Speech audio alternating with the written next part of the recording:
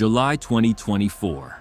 Hundreds of thousands of Venezuelans take to the streets, accusing Nicolás Maduro of having rigged the elections.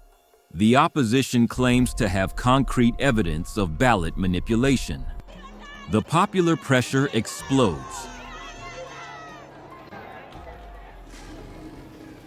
Washington officially declares that the allegations are legitimate. The Organization of American States Electoral Observation Department says it can't recognize the official results of the election there that gave President Maduro a third term in office. A year later, with the regime more consolidated than ever, the Trump administration decides to put an end to it. Today, the Department of Justice and State Department are announcing a historic $50 million reward for information leading to the arrest of Nicolás Maduro. She's accused him of working with drug cartels to smuggle dangerous substances and violence into the U.S. The response comes fast and on national network. Pero yo le digo a los imperialistas y le digo a mi pueblo, no se atrevan, no se atrevan, porque la respuesta pudiera ser el inicio del final del imperio norteamericano. No se atrevan. The conflict is imminent, but not just between the United States and the Maduro regime.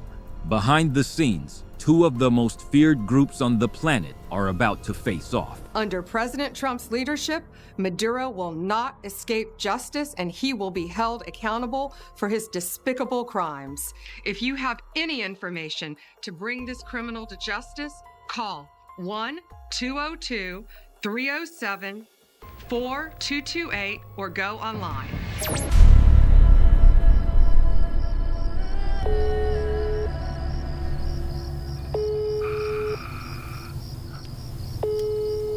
Dead or alive.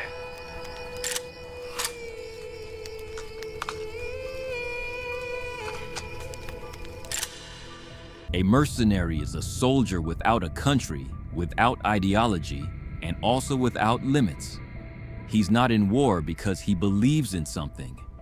He's there because he's learned to live off it. Most of these men have military backgrounds. They're former officers, former Marines, former Special Forces agents trained not just to survive, but to kill. And when they leave active duty, many discover that getting out of combat is harder than getting in. You have so many SEALs getting out and writing books. That's why you have so many guys getting out now. They're bored. We're bored. Yeah. And it's all about how can I get my name out there more? How can I sell this book? I gotta say some crazy stuff. I gotta shoot this guy in the face and this guy in the face. Nobody shot that many guys in the face. That's why they decide to return to the only environment where they still feel useful. War. Only now it's not for duty, but for money. Employment, that's $45,000. That's got to be motivating a lot of people to try to be private contractors, right? Bro, I taped 5 $100 bills above my bed, and that was my motivation every single day. The number of mercenaries has grown exponentially in recent decades. In the last 5 years alone, the United States has spent over $2 trillion on private military companies. During the Iraq War, there were periods when there were more contractors than American soldiers on the battlefields. These men operate under different rules. They're psychologically evaluated, trained to act without hesitation, and prepared to do whatever it takes to achieve an objective. And you just become a freaking monster because it comes down to survival. People will kill each other for a gallon of gasoline after Hurricane Michael or Hurricane Katrina. What do you think they'll do in Iraq War? Among all mercenary groups, two stand out on the global stage: Blackwater and the Wagner Group. Founded in the early 2000s by a former U.S. Navy SEAL, Blackwater became an unofficial arm of U.S. warfare. Its founder, Eric Prince, gained notoriety and influence over the last decades, securing over $1 billion in government contracts.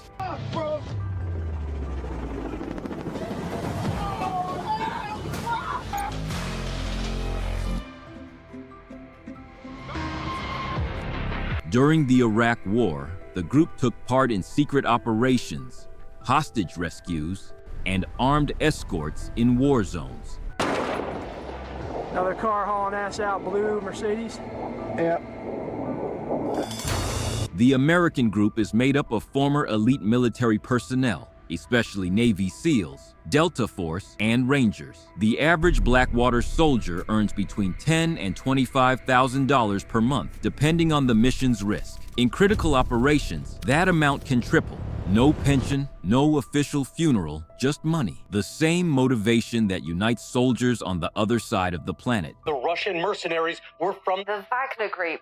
The Wagner Group. the Wagner Group, a shadowy security firm linked to Yevgeny Prigozhin. Created in Russia under the guise of a private security company, the Wagner Group is anything but private. Its founder, Yevgeny Prigozhin, was an oligarch close to Putin. He's close to Vladimir Putin. He actually got his start focusing more on catering businesses and restaurants, earning himself the nickname Putin's chef. There is plenty of evidence that since its creation, Wagner's command structure has been involved in political maneuvering, received military-level training, gained access to heavy weaponry, and operated in strong symbiosis with the Russian Ministry of Defense. They operated in Ukraine, Syria, Libya, the Central African Republic, and in military coups in Africa. There are no limits for the Wagner Group.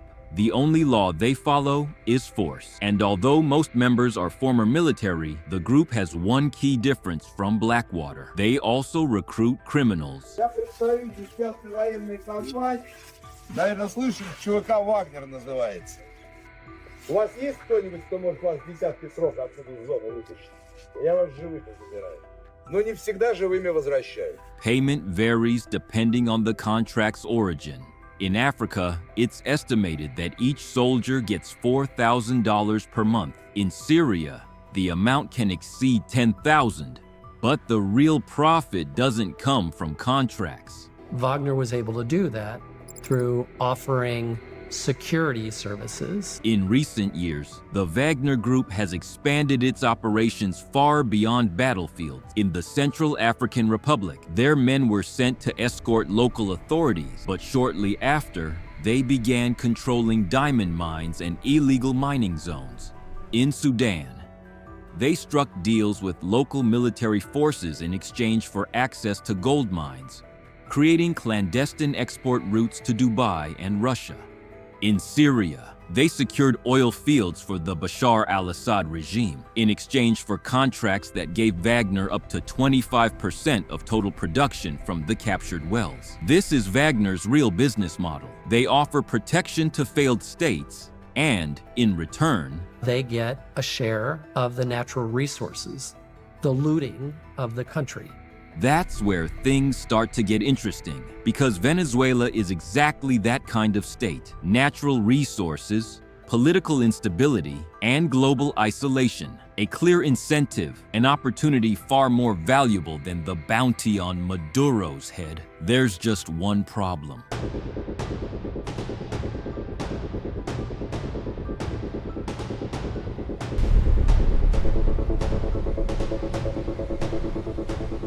On August 7, 2025, the Trump administration doubles the bounty on Nicolás Maduro from $25 million to $50 million. The White House now recognizes Maduro not as Venezuela's president, but as a cartel boss who has hijacked the country. This legitimized pressure for the dictator's capture. On the surface, this change was just a symbolic gesture, but between the lines, Trump was sending a message to someone in particular, a green light to act. Those who understood the behind the scenes knew who the message was for. Eric Prince, founder of Blackwater. I posted that if Joe Biden and Kamala Harris really want to support freedom and election integrity in Venezuela, they should up the bounties to $100 million and sit back and let the magic happen.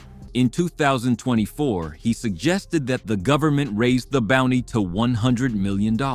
It wasn't a direct offer, but even if it had been, it wouldn't have been the first. In 2019, Prince laid out a concrete plan to overthrow Maduro. He proposed sending a 5,000-man mercenary army, backed by intelligence operations, followed by armed missions on the ground. The plan had a price, $40 million. He argued that Venezuela needed a dynamic event to break the political deadlock. The proposal reached the highest levels of the Trump government, which initially denied support. But now, 6 years later, with the $50 million offer on the table, this operation became financially viable and politically legitimate. Prince got the message and responded with a post that went viral instantly. A few days later, the United States makes its biggest military move in years in Latin America. The U.S. has slowly been building up a large military presence near Venezuela. The U.S. is deploying destroyers and thousands of Marines towards Venezuela. There are 3 guided missile destroyers deploying off the coast of Venezuela. Speculation began to emerge about connections between Prince's tweet and the military movements off Venezuela's coast. Rumors suggest that raising the bounty to $50 million, combined with official military forces being sent to Venezuela, creates the perfect atmosphere for Prince to act as a kind of war contractor who will orchestrate the job. There was no public confirmation, but signs pointed to Eric Prince already starting to position pieces on the board to get involved in Maduro's capture. Still in August, one of his companies, Aectus Global, signed contracts to send hundreds of private combatants to Haiti. The mission's objective seems unrelated to Venezuela, but it sends a clear message. He's back in the game. Yes, back. Because in 2007, Blackwater became globally infamous for a true massacre of Iraqi civilians.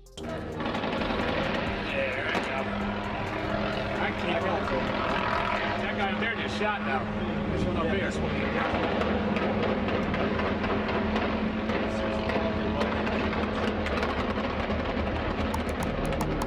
The scandal shocked the world, which led to Prince's withdrawal, who needed to do a kind of rebranding. From then on, he took over other more discreet private security companies. Vectus Global is the latest front of his mercenary empire. Discreet, registered in Barbados, but operating with the same logic as always. Lucrative contracts in unstable zones. Through Vectus, Prince is reactivating old connections, shell companies, Caribbean contracts, and discreet meetings with former Blackwater contractors. Everything indicates he's moving pieces on the board. And if it's true, his men are about to face an extremely tough adversary.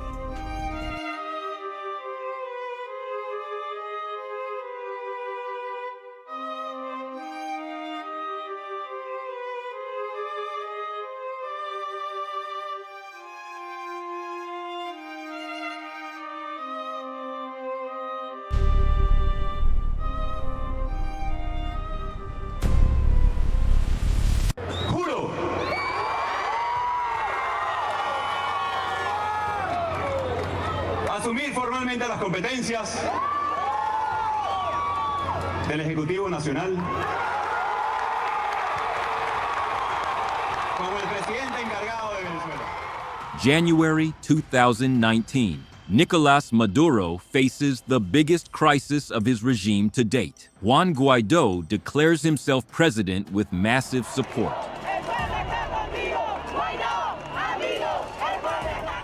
The whole world expects a break in the Maduro regime, but something prevents the collapse. Otra parte, mercenarios que ejecutan misiones secretas para Rusia llegaron a Venezuela para reforzar la seguridad del dictador Nicolás Maduro, según reportó la agencia Reuters. Without fanfare, a group of Russian mercenaries arrives in Caracas. They had no official uniforms, displayed no flags. They were there to protect Maduro. European intelligence reports and Venezuelan security sources indicate that 400 Wagner Group men arrived that week. Their presence was noticed in movements of armored convoys with intercepts speaking Russian. Maduro stayed in power. That operation was the first clear sign. Putin was willing to collaborate with the dictatorship in Venezuela. But why?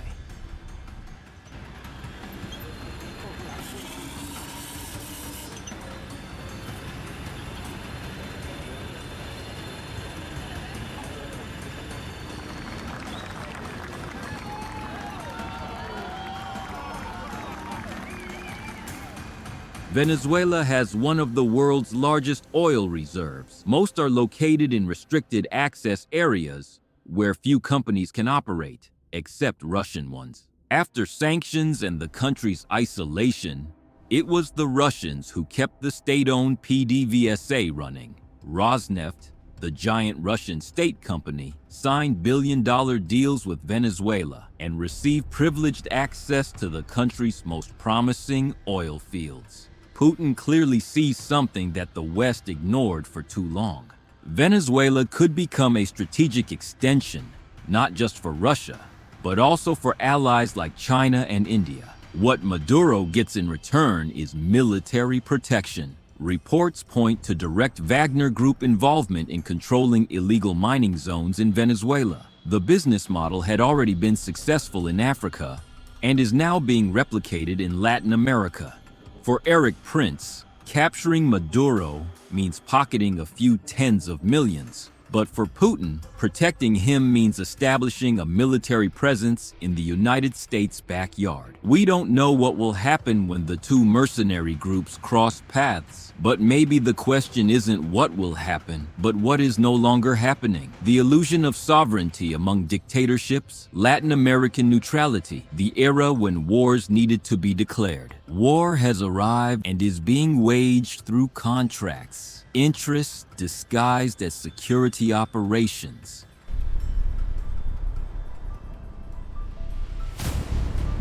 President Donald Trump has announced that the United States intends to run Venezuela after it carried out a large-scale attack and claimed to have captured its president, Nicolás Maduro, flying him out of the country with his wife. January 3rd, 2026, 3:17 in the morning. Unusual movements start being recorded around the Miraflores Palace. Convoys advance. Communications experience interference. Presidential security is rushed into position. Military sources confirm an operation in progress. The target is clear: Nicolás Maduro. For years, the regime resisted sanctions. That early morning, the structure sustaining it failed. The $50 million bounty remained active. Dead or alive, he was captured alive. A remarkable statement by President Trump on a social media post saying that the US has carried out a large-scale strike against Venezuela and its leader, President Nicolás Maduro, who has been, along with his wife, captured and flown out of the country. The operation lasted just a few hours. It was coordinated with precision. Maduro is removed from the presidential complex under heavy escort. No live broadcast, no final statement, no significant public resistance. It was an all-hands-on-deck operation getting the captured first couple of Venezuela from a detention center in Brooklyn to federal court in Manhattan. The man who held power for over a decade left the country in custody. Washington confirms. One of the most stunning, effective, and powerful displays of American military might. The commander-in-chief watching it all unfold from Mar-a-Lago. Moscow reacts. International markets fluctuate. The regime collapses. But Maduro's capture doesn't just represent the fall of one president. It's a long walk to face the wrath of American justice for Nicolás Maduro and his wife Celia, dressed in matching tan. It represents the breaking of a balance that had been built for years.